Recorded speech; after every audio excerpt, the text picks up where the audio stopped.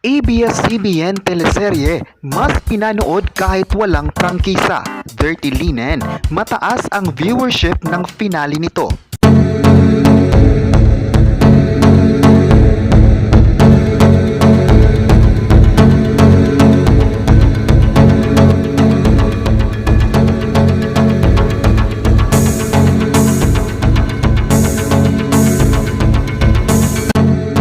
Trending ngayon ang tanong ng netizens tungkol sa prangkisa ng ABS-CBN.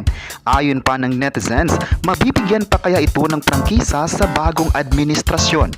Minsan nang pumutok ang balita na magkakaroon ng aplikasyon sa panibagong prangkisa, ngunit hanggang ngayon hindi pa rin nabibigyan ng pabor. Marami din na nagsabi na hindi na mabibigyan ito dahil sa intrigang ibinabato sa ABS-CBN. Maalalang noong nakaraang pagdinig ay inanunsyo na ng ilang ahensya na walang paglabas ang naganap sa pagitan ng ABS-CBN at gobyerno. Pero ayon pa sa pahayag ng ABS-CBN noon, kahit walang prangkisa ang network, patuloy pa rin silang magbibigay ng serbisyo at pagpapalabas ng inspiring stories sa mga Pilipino.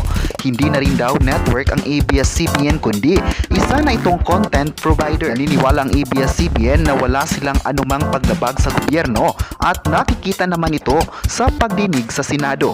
Ayon pa sa balita, posibleng tatalakayin muli ang prangkisa ng ilang sumusuporta nito. Lalong-lalo na ang mga taong bilib sa dedikasyon ng istasyon.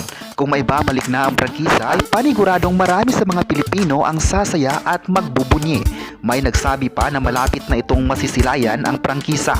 Samantala, pataas naman ang viewership ng kapamilya teleserye kabilang na ang Dirty Linen.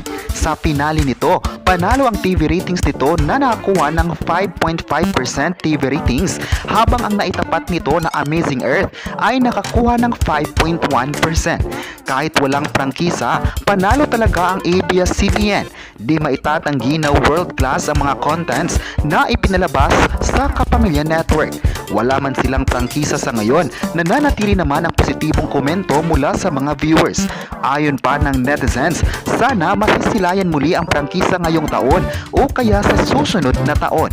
Pero ayon din ng ilang kritiko, imposibleng magkakaroon ng prangkisa ang ABS-CBN dahil napuno ito ng pambabatikos sa violations na hanggang ngayon hindi pa rin nare-resolba. Ayon pa ng netizens, pag magkakaroon na ito ng prangkisa, babalik ang sigla ng mga viewers. Marami talaga ang naghangad ng prangkisa. Hindi talaga binigo ng ABS-CBN ang lahat, lalong-lalo na sa mga shows at news programs. Tuloy-tuloy lang talaga mga kapamilya sa pagbibigay suporta sa nag-iisang ABS-CBN network.